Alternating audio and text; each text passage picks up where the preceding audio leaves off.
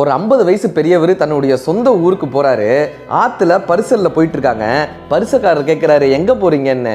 நான் இந்த ஊர் நாட்டாமக்காரர் ஐயாவை பார்க்க போறேன். நாட்டாமக்கார ஐயாவா எதுக்குன்னு கேட்குறாங்க. நாங்கள் சின்ன வயசில் எங்கள் அப்பா அவர் வீட்டில் தான் வேலை பார்த்துட்டு இருந்தாரு. நான் இங்கேயும் அங்கேயும் அவரோட உதவிக்கு இருந்தேன். அப்போ நாட்டாமக்கார ஐயா தான் கூப்பிட்டு, நீ ஏன்டா இந்த சின்ன வயசில் வேலை பார்க்குற, நீ படிக்கணும்டான்னு சொல்லி அவர் சொந்த காசை போட்டு என்னை படிக்க வச்சாரு. இன்னைக்கு அமெரிக்காவில் என் கம்பெனியில் 300 பேர் வேலை பார்க்குறாங்க. நான் இன்னைக்கு நல்லா இருக்கேன். அதுக்கு காரணம் நாட்டாமக்கார ஐயா தான். அவரை என் கடைசி காலத்தில் அவரை பார்த்து ஒரு நன்றி சொல்லிட்டு போகணுன்றதுக்காக இன்னைக்கு வந்திருக்கேன் அப்படின்னு பேசிக்கிட்டே வராங்க. கரை வருது, இறங்குறாங்க. இவர் ஒரு 100 ரூபாய் எடுத்து நீட்டுறாரு. பரிசக்காரர் வேணாம் அப்படின்னு சொல்கிறாங்க. அந்த தம்பி வேணாம் அப்படின்னாரு. ஏங்கய்யா அப்படின்னு கேட்டோம். இல்லை, நீங்கள் சொன்னீங்களே இந்த நாட்டாமக்கார ஐயா, அவருடைய கடைசி பேரை நான் தான். நாட்டாம ஐயா இறந்து போயிட்டாங்க.